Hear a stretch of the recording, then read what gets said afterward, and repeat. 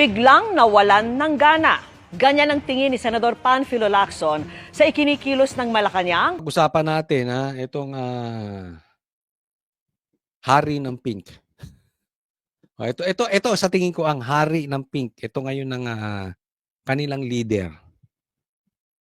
Kaugnay sa mga hakbang para mapalakas ang Independent Commission for Infrastructure o ICI na nag-imbestiga sa mga anomalya sa mga flood control project. Ipinagtataka raw yan ni Lacson lalo't nagagawa naman daw ng ICI ang layunin nito na makakuha ng impormasyon para sa paghahain ng kaso laban sa mga nasa likod ng pangungurakot sa pondo ng bayan. Hindi ba kayo nagtataka kung bakit si Lacson ay laging nagtataka?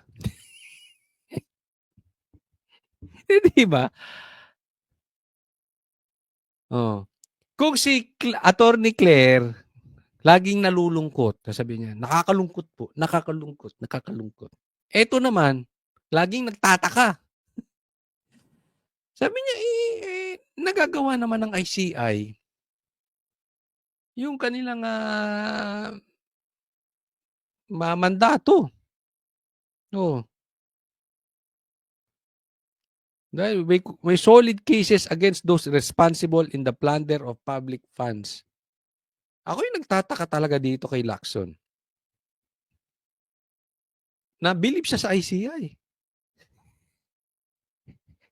So, ako talaga ito si Pinky. Ito talaga ang talagang leader ng Pink. Hindi po ito Makamarcos. Ito ay Makapink, itong si Pinky. Dahil talagang kinain niya na ang tae ni Marcos. Diba, para ma-justify lang na ituloy natin yung ICI kasi nakakatulong sa investigasyon. Ito si Pinky, diretsahin na po natin. Pansinin ninyo, obserbahan ninyo, and sabihin ninyo kung mali ang ating obserbasyon. Kung mali ang aking obserbasyon. Ang mandato nito, ilayo sa mastermind.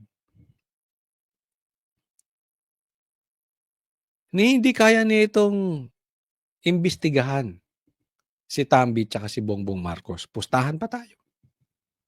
Hindi, wag magsugal, mahal. Masama yung masama. Ano ko lang yun, nasalita. Ganun po ako kasigurado. Ang taong ito, diversion ang hanap. Kaya yan nasa dito sa, wag na nga nating tawaging blue ribbon chairman to. Wag nyo nang tawaging blue ribbon. Tawagin nyo ng pink ribbon. Oo. Kasi ito ay hindi sa pangunguna ng Senado. Ito ay sa pangunguna ni Pinky Lacson. Ano ang investigasyong nangyayari dyan sa pink ribbon? Ilayo kay Sandro, kay Tambi, at kay Marcos ang usapin.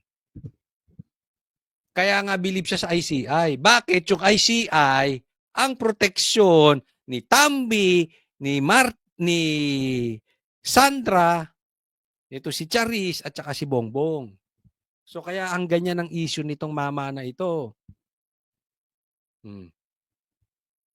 Di ba, Pink? Sounds familiar? Di ba ganyan ang ginagawa ng Pink ngayon? Ilayo doon, tapos i-divert sa Duterte? Pink na Pink. So bagay talaga kanya yung pangalan. Pinky Lacson. Yung pink ribbon. Siya ang pink ribbon chairman.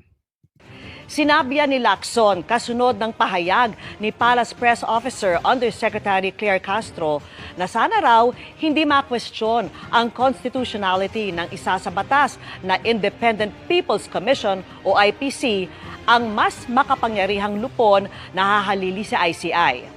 Paliwanag niya, baka raw kasi madoble lang nito ang trabaho ng Ombudsman at Justice Department. Pero pagtitiyak naman ni Castro, hindi huhupa ang nais ng Pangulo na mapanagot ang mga umabuso sa pondo ng bayan. Suportado raw ng Pangulo na mapalakas ang ICI. Meron naman silang planong gawing aalisin ng ICI. Nakikita nyo na, lumalabas sa media, kay Boying, dun sa iba pa, na binabanggit na matatapos na ang ICI. So, pinaplano na nila yung graceful exit. Nakikita na natin tatapusin ng ICI, pero may ipapalit na naman.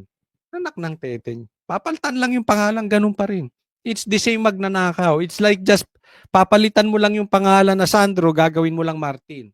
Same. Walang iimbestigahan yan. Maiimbestigahan ba niyan yung mga mastermind? Sinong iimbestigahan yan? Duterte. Puro Duterte lang kayang imbestigahan ng mga yan. Ah. So, pag lumabas na naman itong pinaplano nilang ipapalit sa ICI, huwag tayong papayag. Meron ng ombudsman, meron ng blue ribbon.